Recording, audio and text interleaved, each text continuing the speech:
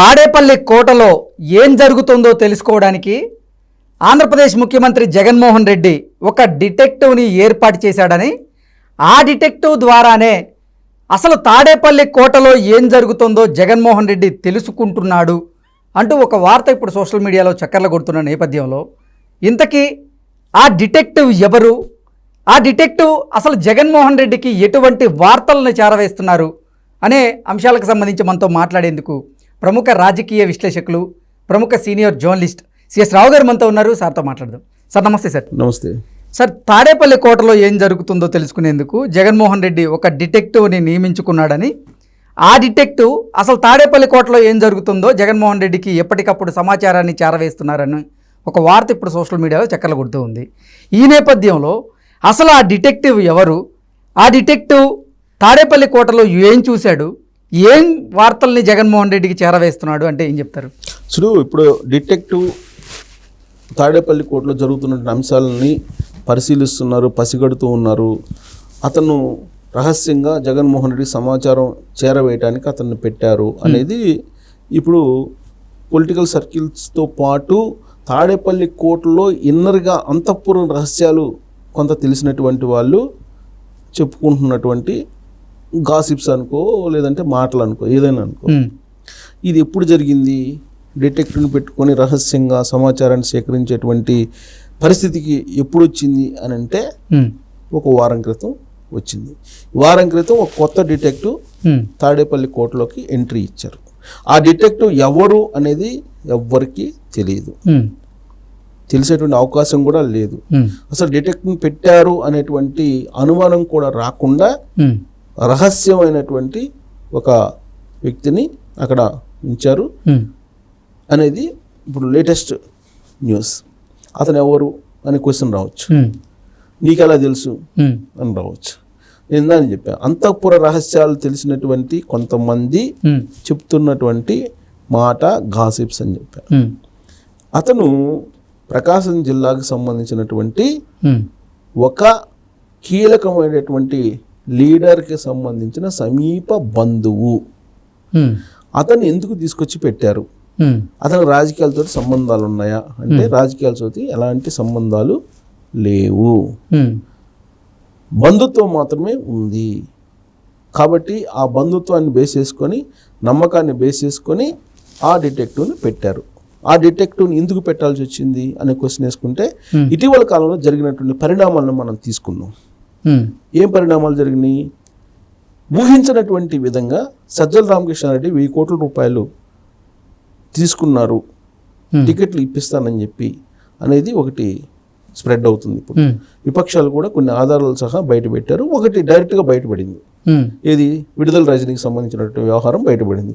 విడుదల రజనీ 6.5 కోట్ల రూపాయలు రాజేష్ అనేటువంటి వ్యక్తి దగ్గర చిలుకలూరిపేట టికెట్ ఇప్పిస్తానని చెప్పి తీసుకున్నారు అనేది ఒక న్యూస్ కదా, సంచలనమైన న్యూస్ కదా. ఆయన ప్రెస్ మీట్ పెట్టాడు కదా, ఆయనే ప్రెస్ మీట్ పెట్టి చెప్పాడు కదా. ఆయన చెప్తున్న దాని ప్రకారం 6.5 కోట్లు విడుదల రజనీ తీసుకుంది. విడుదల రజనీ తీసుకున్నారు అంటే ఎందుకు తీసుకున్నారు? విడుదల రజనీ అంటే సజ్జల రామకృష్ణారెడ్డికి షేర్ ఇవ్వాలి కాబట్టి సజ్జల రామకృష్ణారెడ్డికి నేను ఇచ్చానని చెప్పి ఆవిడేదో ఫీడ్బ్యాక్ చేశారనేది వైఎస్ఆర్ కాంగ్రెస్ పార్టీలో అంతర్గతంగా జరిగినటువంటి చర్చ. ఈ విధంగా సజ్జల రామకృష్ణారెడ్డి ఎంతమంది దగ్గర తీసుకున్నారు అనే దాని మీద క్యాలిక్యులేట్ చేసి విపక్షాలు ఏం చెప్తున్నాయి, 1000 కోట్ల వరకు సజ్జల రామకృష్ణారెడ్డి సొంత ఖాతాల్లోకి వెళ్ళిపోయి సజ్జల రామకృష్ణారెడ్డి వసూలు చేసుకున్నాడు అనేది ఒకటి.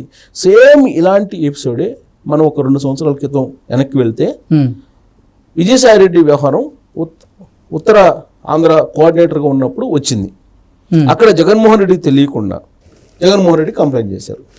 అనేక సందర్భాల్లో పంచాయతీలు కూడా 2-3 సందర్భాలు చేశారు. చివరికి సీన్ కట్ చేస్తే ఆయన్ని కోఆర్డినేటర్గా తీసేసి తాడేపల్లికి తీసుకొచ్చారు. సేమ్ ఇప్పుడు ఏది జరిగిందో అదే జరిగింది. ఆ తర్వాత ఆయనకి ప్రయారిటీ తగ్గించుకుంటూ వస్తున్నారు. ఒక సందర్భంలో ఆయన హెలికాప్టర్ తోటే ఎక్కించుకోవడానికి కూడా జగన్మోహన్ రెడ్డి ఇష్టపడలా విజయసాయి రెడ్డిని. ఇది అందరికీ అన్ని పేపర్లు వచ్చినా అందరికీ తెలిసినటువంటి విషయం. సేమ్ అలాంటి పరిస్థితి, అనుమానం ఆ రోజు నుంచి అనుమానం విజయసాయి రెడ్డి మీద పడింది. ఒకసారి అనుమానం వచ్చిన తర్వాత ఎవరైనా సరే, జగన్మోహన్ రెడ్డి అయినా సరే, ఏ పొలిటీషియన్ అయినా సరే ఒక కంట కనిపెట్టి ఉంటారు. ఇప్పుడు ఆ తర్వాత ఏమైంది? అప్పటి వరకు పవర్ పాయింట్ ఎవరిది ఉంది? Second power point Vijayasai Reddy ఉండేది. ఆయన ఎప్పుడైతే ఈ మొత్తం బయటకు వచ్చిందో విజయసాయి రెడ్డి పవర్ పాయింట్ కాస్త డౌన్ అయిపోయింది. డౌన్ అయిపోయి రెండో ప్లేస్లోకి ఎవరు వచ్చారు? సజ్జల రామకృష్ణారెడ్డి ఇచ్చాడు.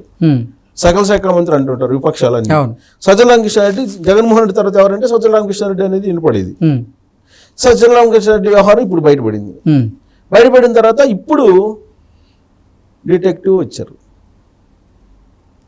డిటెక్టివ్ వచ్చిన తర్వాత అసలు ఎవరు ఏం జరుగుతుంది ఏంటి మొత్తం అనేది తాడేపల్లి అంతఃపుర విషయాల మీద ఒక స్టడీ చేసిన తర్వాత అక్కడ సజ్జల రామకృష్ణారెడ్డి ఈ 1000 కోట్లు వసూలు చేసిన విపక్షాలు చేసినట్టు ఆరోపణల వెనక ఒక ఐఏఎస్ అధికారి ఉన్నారు.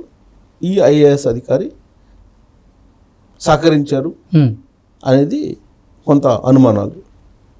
ఆ ఐఏఎస్ అధికారి గ్రాఫ్లకు సంబంధించి ఎవరెవరు గ్రాఫ్ బాగాలేదు, ఎవరి గ్రాఫ్ బాగుంది అనేది మొత్తం అతనే స్టడీ చేస్తారు. అతను స్టడీ చేసిన తర్వాత అతను ఓకే అయిన తర్వాతనే జగన్మోహన్ రెడ్డి కోట్లకి అంతర్గత కోట్లకి పంపిస్తారు అనేది చెప్తూ ఉంటారు వైఎస్ఆర్ కాంగ్రెస్ పార్టీ సంబంధించినటువంటి కొంతమంది వెళ్ళినటువంటి వాళ్ళు. సో ఐఏఎస్ సహకరించారు అనేది అంటే ఐఏఎస్ సజ్జల ఇద్దరు పవర్ పాయింట్స్ కోసం పోటీ పడ్డారు. కానీ ఇద్దరు ఒకేసారి డమాల్ అయ్యారు. ఇంకెవరు అని అంటే ఈ డిటెక్టివ్ ఎంటర్ అయ్యారు. ఈ డిటెక్టివ్ ఎంటర్ అయ్యేటప్పటికి ఇప్పుడు పవర్ గేమ్ నడుస్తుంది అక్కడ. పవర్ గేమ్ ఏంటి, ఎవరు ఉండాలి, జగన్మోహన్ రెడ్డి తర్వాత ఎవరు ఉండాలి అనే దాని మీద ఎప్పటికప్పుడు మారిపోతూ ఉంటాయి. పెద్దిరెడ్డి రామచంద్రారెడ్డి ఉన్నాడు. పెద్దిరెడ్డి రామచంద్రారెడ్డి, అలాగే వేమిరెడ్డి ప్రభాకర్ రెడ్డి, వైవి సుబ్బారెడ్డి, విజయసాయిరెడ్డి వీళ్ళు పిల్లర్స్గా ఉండేవాళ్ళు ఆయనకి. వేమిరెడ్డి తెలుగుదేశం పార్టీకి వెళ్ళిపోయారు. విజయసాయిరెడ్డినేమో నెల్లూరు ఎంపీగా పంపించేశారు. ఓడిపోతే ఇంకంతే అట్నుంచి అట్టే. ఓడిపోయిన తర్వాత ఎవరిని పట్టించుకోరు జగన్మోహన్ రెడ్డి. కావాలంటే హిస్టరీ చూసుకోవచ్చు. విజయసాయిరెడ్డి అట్నుంచి అట్టే ఓడిపోయిన తర్వాత. ఇక మిగిలింది ఎవరు?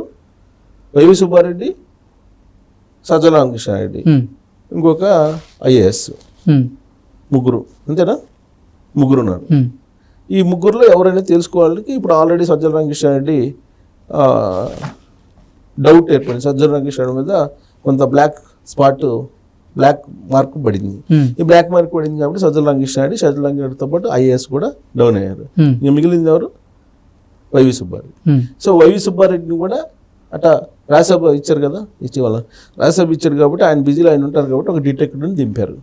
సో ఇప్పుడు ఆ డిటెక్టివ్ మొత్తం తాడేపల్లి కోర్టుకు సంబంధించిన రహస్యాన్ని అంతఃపుర మొత్తం వ్యవహారాలని పర్యవేక్షించి అందజేస్తున్నారు అనేది ఒకటి. సహజంగా ఎవరి అంతఃపురంలో ఉండేటువంటి ప్రక్రియ ఇది. అదేవిధంగా జగన్మోహన్ రెడ్డి తాడేపల్లిలోనే జరుగుతున్నటువంటి వ్యవహారం కాదు. ఎవ్వరు ఏ రాజకీయ నాయకుడు దగ్గర తీసుకున్నా ఇలాంటి దృశ్యాలు, ఇలాంటి ఎపిసోడ్లు మనకు కనిపిస్తాయి. చంద్రబాబు నాయుడు తీసుకున్న అయ్యే కనపడతాయి, లేకపోతే పవన్ కళ్యాణ్ తీసుకున్న అనే కనపడతాయి, లేకపోతే ఇంకొకరు తీసుకున్నా పడతాయి, లేదా మోడీని తీసుకున్నా కనపడతాయి, ఎవరిని తీసుకున్నా ఇలాంటి ఎపిసోడ్లే కనపడతాయి. కాకపోతే జగన్మోహన్ రెడ్డి ఎపిసోడ్ ఏంటంటే కళ్ళకి కట్టినట్టు కనపడుతుంది. ఓకే. సో కాబట్టి తాడేపల్లి కోర్టులో డిటెక్టివ్ ఎంటర్ అయ్యారు. తస్మాత్ జాగ్రత్త. ఓకే.